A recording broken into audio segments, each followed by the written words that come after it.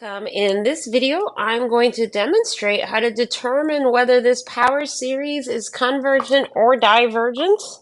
And the series we're given is x to the n divided by n factorial. We are going to use the ratio test.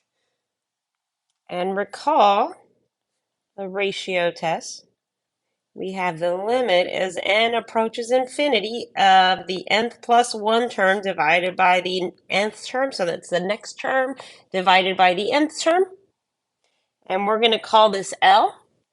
If L equals 1, the test is inconclusive. If L is less than 1, the power series converges. If L is greater than 1, the power series diverges. All right, so this little aside here in purple, let's use that. The nth term is x to the n over n plus 1, excuse me, not n plus 1, what am I doing? N factorial, there we are. And the nth plus 1 term, that's x to the n plus 1 power divided by n plus 1 factorial. Now let's take a look at our limit, this ratio of the nth plus 1 term. So that's x to the n plus 1 divided by n plus 1 factorial, and this whole quantity divided by x to the n over n factorial. Now we're dividing a fraction by a fraction, so let's multiply by the reciprocal of the denominator. So that is, if you have a over b divided by m over n, this is a over b times n over m. So I just flipped the denominator fraction and then multiplied.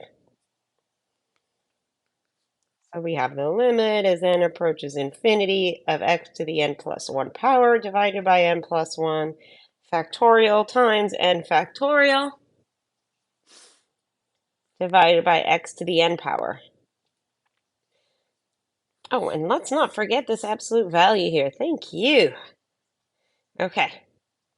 So really quickly, let's chat about what n factorial is. This is n times n minus 1 times n minus 2, and you keep multiplying and subtracting 1 till you get to 3, 2, 1. Here are some examples. 4 factorial is 4 times 3 times 2 times 1, that's 24. 5 factorial is 5 times 4 times 3 times 2 times 1, that's 120. So see how each time I just multiply by the previous number subtracted by 1, or the previous number less 1.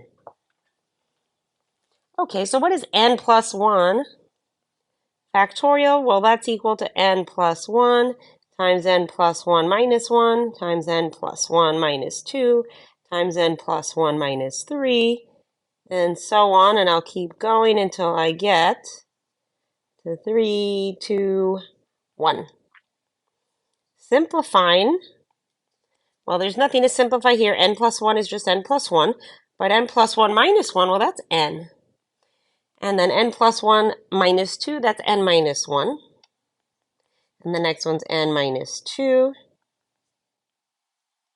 And what do you notice? That is, what do you notice here? If you said this equals n factorial, you are correct. So really, n plus 1 factorial is just n plus 1 times n factorial. So let's go ahead and replace that here.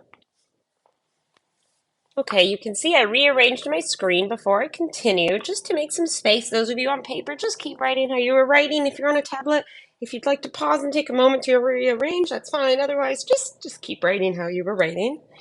So this is the limit as n approaches infinity of x to the n times x to the negative n. All I've done is split this into the product of x to the n times x.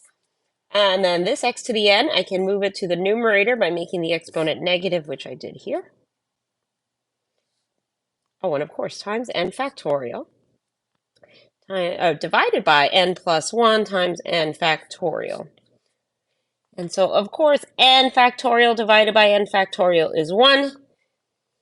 And then here we have x to the n times x to the negative n, that's just 1. So we end up with the limit as n approaches infinity of x over n plus 1. All right, so this is, well, this limit here is concerned with n's, not so much with x's. So I'm just going to pull out this absolute value of x to the front, and we have the limit as n approaches infinity.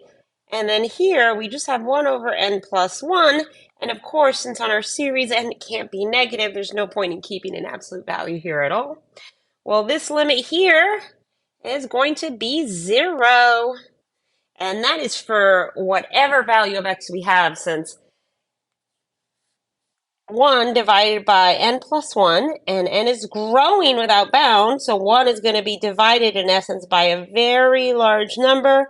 That gives us 0. And 0 times anything is just 0. So this power series converges for all real numbers. Remember, R is all real numbers. The radius of convergence, R, is equal to infinity, and the interval of convergence is just all real numbers, which is negative infinity to infinity. If you have not seen this notation before, here are several ways to write it out equivalently, all real numbers. You can use this symbol, or you can write the interval from negative infinity to infinity. All right, hope this video made you feel like you're writing on rainbows.